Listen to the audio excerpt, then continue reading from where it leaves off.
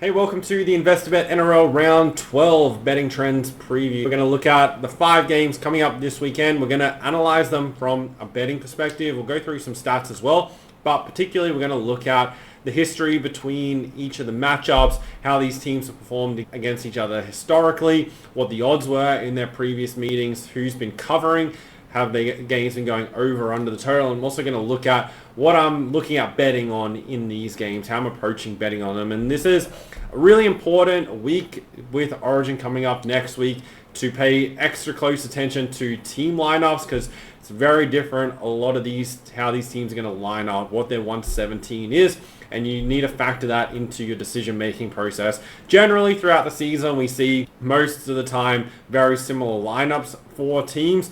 And if there is a key player out, then it's well documented. That team's going to be out without that player. But with Origin, most teams are missing 1, 2, 3, 4, sometimes 5 or 6 key players from their overall team, which that in itself matters, but it matters importantly for the reasons of it changes the combination. So if there's a center out, changes the combination on that side of the field, or a winger as well. If there is a half out, so there's multiple teams missing their halfback 5/8, that's going to change the leadership on the field and the organization of the team and potentially affect their kicking game.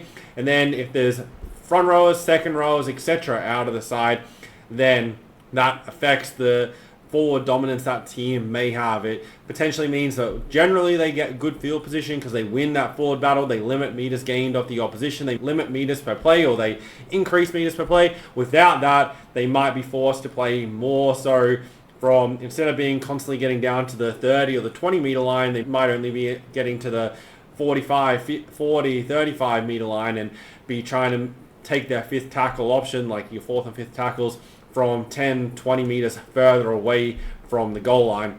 So these are the kind of things that you have to consider and weigh into your decision-making process as one additional factor for these games. I also recommend never to have your biggest bet in games that are dramatically affected by lineups, especially when both teams are affected.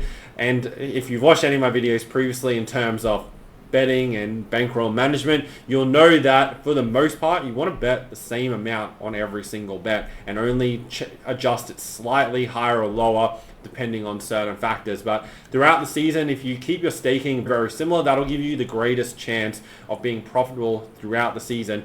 Try to refrain as much as you can from changing your staking week to week or even game to game. If you generally bet $50, don't think that, I've had a good weekend, I went 5 from 5. Next week I'm going to start betting 200 on every game, because if you go 0 from 5 next week, then you've lost $1,000 and you only made, say, $250 the week prior. So everything was even odds at $2. So keep the staking similar over time. I have lessons in the members area around scaling your staking and when to increase, and doing that in the right way to set yourself up for making more money in the future without exposing yourself to more risk in the current moment. But obviously that's a topic for other videos. But definitely don't have your biggest bets off the weekends. Keep doing what you have been doing and don't make dramatic changes. Also try to not have multiple bets in each game and that kind of thing, especially in these rounds. That's something you want to refrain from doing most of the time as well. But let's get into the games this weekend. We only have 5 of them to preview. I'm going to run through them and break them down for you. Here we go. So Bulldogs versus Dolphins. Bulldogs are $1.30 favorites, minus 10.5. The total is 45.5. Bulldogs have a number of key outs for this game. So they're going to be without Kurt Mann, Max King, and Stephen Crichton. Crichton's probably your most important of those, being the captain of the Bulldogs, but Max King in the forward pack also a big out, especially considering this Bulldogs forward pack is a little bit undermanned at the moment. They still have Burden and Sexton in the halves, so they set up nicely there. Blake's half comes in to replace Crichton in the centres. And then for the Dolphins, no Hamiso Tabuai-Fidow this week, and then Tom Gilbert's out injured as well. So Avarillo goes to fullback to replace Tabuai-Fidow, and then Max Fiage comes into the centres for his first game with the Dolphins after transferring from the Dragons. For this matchup, Bulldogs are deserving to be favourites. They're 9-1 on the season, going really well. The only loss against the Broncos. And the Dolphins, currently how they're performing isn't really that great or anything to get you excited about. They've lost 3 of their past 4, just the 4 wins on the season. Those wins have been against the Eels, and then they had a 3-game win streak where they beat the Titans, Panthers, and Storm. Storm, obviously, the key side that they've beaten this year, but they've played 11 games, and to hinge it on their best performance just being 1 game against the Storm, and every other performance has, for the most part, been mediocre. Like, most teams have beaten the Panthers, most teams have beaten the Titans, and they only just got over the line against the Eels in a 4-point game. Last week, they lost to the Warriors by 4. Didn't really get going until the final 10 minutes. Tabuai-Fidow sparked that as well, so they were without him this week. It's hard to see the Dolphins getting over the line, but with those outs for the Bulldogs, there's not a great deal between them. But defensively is where the Bulldogs can win this game. They're the number 1 defense. They're giving up least meters per play as well. So also the least run meters, least post-contact meters, least line breaks. This is going to be really hard for this Dolphins attack to break down. They only managed 12 points last week. As I said, it came late. Their attack's been declining as well. So if you go back to the game against the Storm, they scored 42 points. Since then, it's dropped from 28, 26, 20, and now 12. This is the hardest defensive side they've played this season. And over the past few weeks, they've played the Eels, who are ranked last defensively, and also the Roosters, who rank 3rd last defensively, and they only manage 26 and 20 points across those 2 games. Can't see them scoring over 20 here against the Bulldogs. The Bulldogs need to win this game on the back of their defense. Last season, they met once in round 24. The Dolphins only scored 10 points in that game. I think they're going to struggle here. So I think the Bulldogs will get over the line. Don't want to lay them to win by more than 10.5 points, so to win by 11 plus, but I think they will get over the line. Expect we'll see a low-scoring game. The total is 45.5, which I think is 1 point higher than what it should be for this game. Both meetings between these two sides have gone under the total. The total is 49.5 for both. Both those meetings were up in Bundaberg. They were home games for the Bulldogs. This game, though, being played down in New South Wales at a core stadium, which is a significant advantage for the Bulldogs. Expect they'll get over the line, win this game, go to 10-1 on the season, but wouldn't be surprised to see the Dolphins keep it somewhat close in a low-scoring matchup. Eels versus Seagulls. This is the Friday night game, so just the 1 game Thursday, 1 game Friday, 2 on Saturday, and 1 on Sunday this week. Seagulls are favourites, $1.45, -6.5, and the total is 46.5. The home team has a really good record in this matchup, winning 13 of the past 15. The Eels, who are the home side, have also covered 4 of the past 6 versus the Eagles. Significant out this week for the Eels, obviously Mitch Moses. They've been a much better side since his return. They've been in the contest in pretty much every game he's been involved in, but without him, so a lot more reliance comes on to Dylan Brown, who, if you go flashback to early on in the season, Jason Riles in the press conferences when there was all that news about Dylan Brown signing the contract with Newcastle, was making excuses of like how he's not able to lead the team and they need Moses there, etc., etc. Cherry Evans is out for the Seagulls. So that evens the playing field a little bit, but I expect Luke Brooks to step up more so Seagulls. You also are without Zach Lomax for Parramatta, and that combination of Lomax and Moses last week definitely made a big difference in the Eels winning the game against the Knights. They won 28-6, a really good performance. That was their 3rd win of the year, but I don't think they're going to be able to back it up this week. Combank Stadium is definitely an advantage for the Eels, but I think Seagulls are going to be a little bit too good for them. They can cover the loss of Cherry Evans. They also lose Jake Trbojevic as well. However, I don't think it's going to make too much of a difference. Without Moses and Lomax in that Eels side, it's very hard to back them to win. I think the value lies with the Seagulls, even though they are favourites. They've won the last 2 against Parramatta, 26-12 earlier this season back in round 4, and then 32-18 in round 8 last season. Also, for this game, I think Manly can get on top early. They were very good defensively last week against the Cowboys, who are in really good attacking form. And this first half could be where this game is won by the Seagulls. Parramatta averaged the least number of points of any side in first halves, just 5.6 per game. And the Seagulls are the 2nd best defensive side in first halves, just behind the Sharks at 7.2 points a game. Eels are also the worst defensive side in first halves. Manly can get the jump on them, put the game away, and coast from there. They should be leading at halftime if they turn up this week, which they have won 2 of their past 3 games, so they have turned a corner, I guess, a little bit, and did only drop games to the Dragons, Sharks by small margins prior to that, and 2 of their past 3 defeats have been against the Sharks, so can forgive Manly for that. I think they can grab a win here. This will be really important for them going forward. They've got back to 5-5, go to 6-5 on the season, and then have the Broncos following this, and Newcastle and Gold Coast could really propel them into a good position if they can capitalize on a little easy patch here. The total at 46.5. I think that is a little bit high. 11 of the past 15 head-to-head have gone over, so I can understand a 46.5 number, but I thought we were going to see 44.5 for this game. The Seagulls, their last 5 games have gone under the total, largely due to they're not scoring a great deal. They've only scored over 18 twice in their past 5 games. Also, they've only conceded over 20 once in their past 4 games. And then for Parramatta, coming into this, their last 3 games have gone under. Also, 7 of their last 9 have gone under. So I'll be leaning towards this game going under, even though historically we've seen it more so be an over matchup. But I just think the number's a little bit too high. Panthers versus Knights. Penrith, $1.35 favourites, minus 8.5, and the total is 43.5. Panthers are some major outs for them in this game. Cleary, obviously a main one. They're also without Isaiah Yeo, Dylan Edwards, Brian Toho, Isaiah Papapoli, and Liam Martin, and Luke Garner. So a huge list of outs for them. For the Knights, the main player out is Kalen Ponga at fullback. Fletcher Sharp goes to the fullback to replace him. And they also lose Jacob Saifidi from the front row. I do struggle to have Penrith as $1.30 favourites. Like when you look at their halves, Blaze Sluggy and Brad Schneider is their halves pairing. No Edwards at fullback.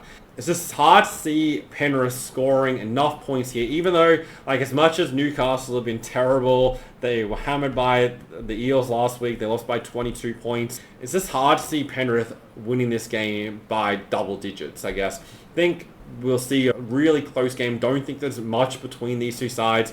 Nice. It's going to be interesting to see how they go without Kalen Ponga. Like, we've known for like a long time they play better with him in the team, but whether that's the case, a couple of weeks ago, I think I mentioned this in one of the videos, watching the Knights press conference after they lost to the Titans, I think it was, like the eye rolling and stuff in the press conference. Just going to be interesting how this Knights side turn up. Potentially, like, this game is a bit do or die for Adam O'Brien's coaching as well. How many more games are they going to lose before they go for the stereotypical of getting rid of the coach?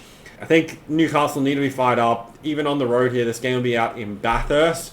So somewhat of a home-ish game for Penrith, but not at their typical home venue, which they're not playing at this season either. But they're also struggling at CommBank as well. But to me, Penrith just aren't playing that well this season to be $1.30. They're also without a stack of key players as well.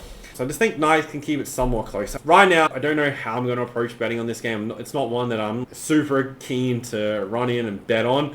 Penrith are very hard to trust, and they're too short. And Newcastle, hard to trust, probably even harder to trust than Penrith. The other thing, and one of the notes that I wrote down, is the past 4 meetings have been decided by 8 or less. And last season, round 22 was at Bluebet, and the Panthers only won by 8 points. The line at the 8.5 will tell you to lean towards the Knights at the plus 8.5. Newcastle also covered 3 of the past 4. Panthers have won 9 of the past 10, and there was a draw in there as well. So Newcastle haven't won any of the past 10 games. The total, 43.5. 8 of the past 11 head-to-head have gone under the number.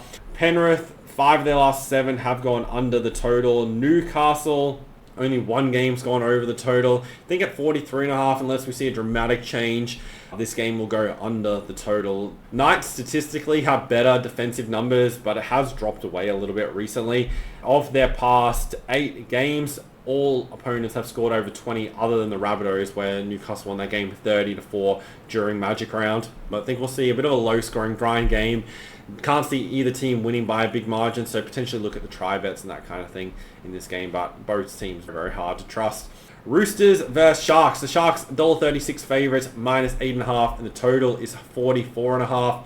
Roosters, similar to the Panthers, lose a lot of players to State of Origin duty. Angus Crichton, Connor Watson, Lindsay Collins, White, Robert Toya, and Spencer Lenu all out of the side.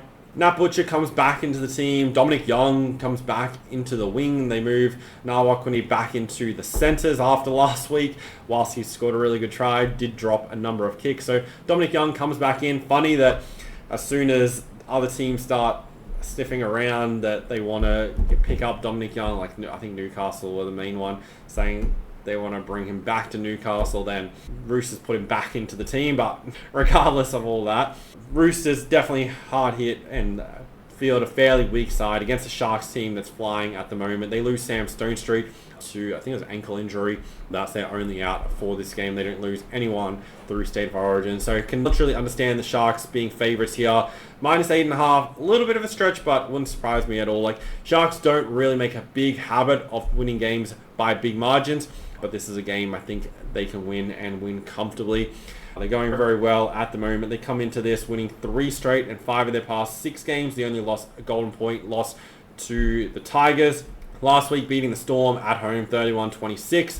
Following this, they have the bye and they will play the Warriors, Dragons, both at home. If the Sharks can pick up this game, this sets them up really nicely after a tough start to the season. You look through their draw, they played so many games on the road. Last week was their first game back in Cronulla since round 4 against the Bulldogs.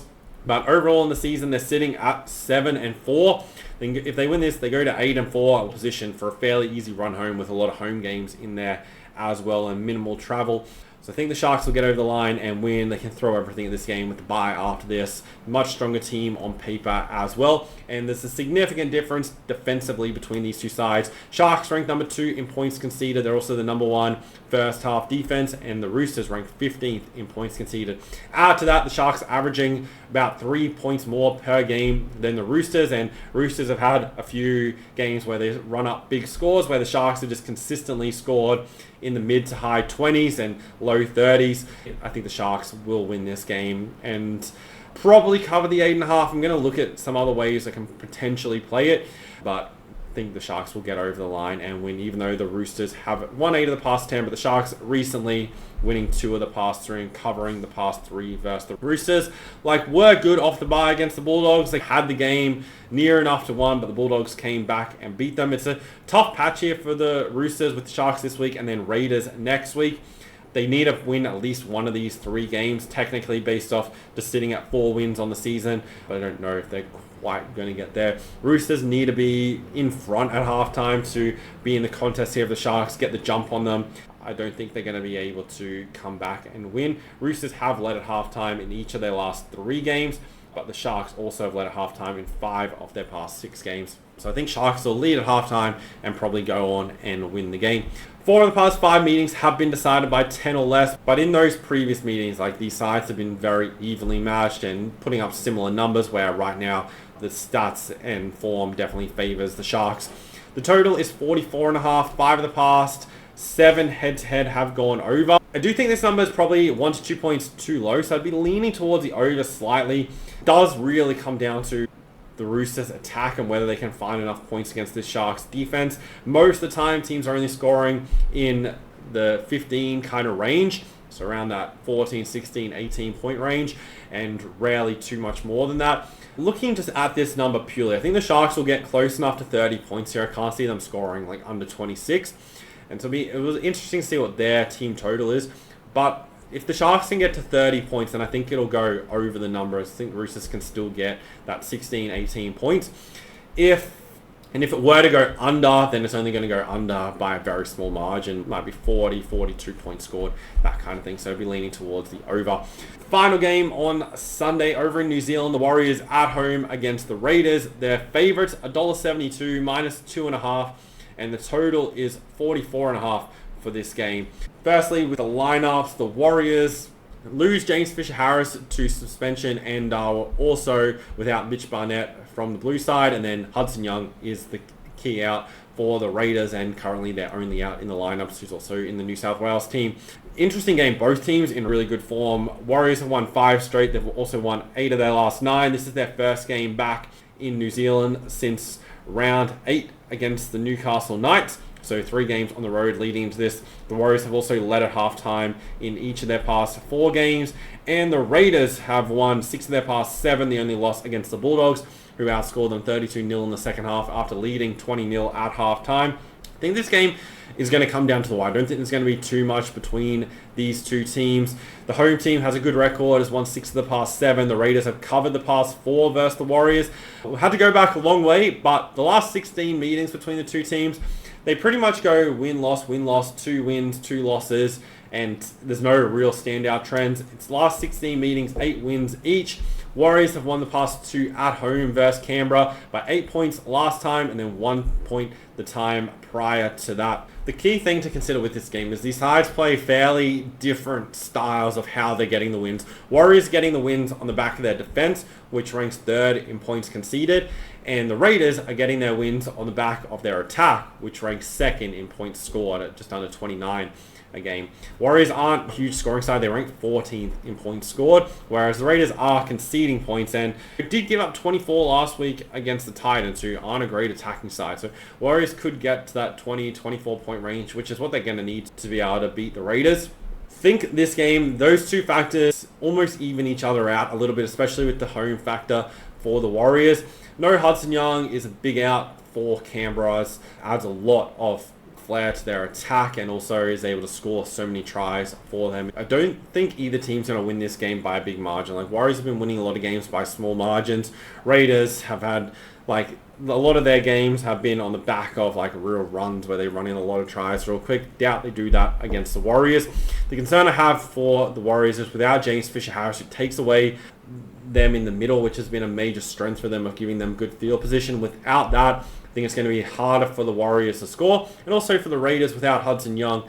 That's a real try-scoring option for them. I think this is a real 2 to 4 point game either way. Likely will come down to a key moment for either side, which will be what gets them over the line. Do think the odds should probably be $1.90 either side. I think the Warriors are a touch short at the $1.72, but I'd be more so looking at the try bets as opposed to a side in this game. The total at 44.5, I think that I had this number statistically at 46.5, but 9 of the past 12 head-to-head have gone under. Raiders have been a big overside in recent times. They've only had 3 games go under since round number 2. So that means 7 of the last 10 games have gone over the total. But the Warriors have been an underside for the last 5 going under. Lean, I think with the outs for both sides, this number's probably accurate. Worse field position for the Warriors, less attacking options for the Raiders. That should come do slightly lower scoring game, and they only scored 38 combined in the game in an indoor stadium back in round 1. Early games in the season generally are slightly lower scoring, but over in New Zealand we generally see lower scoring games, and I think they've got the total spot on for this game. So that's how I'm looking at the games so far this weekend. I'll make my final decisions close to game time. I'll post my bets in the NRL Best Bets membership, which you can access through the link in the description.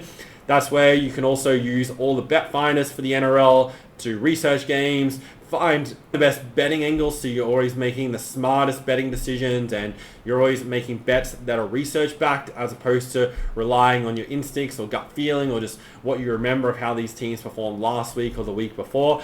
And so doing this allows you to always make sure where you're outlaying your money, where you're making your bets is in the best possible way. So definitely check that out. Start using those tools to make the best bets.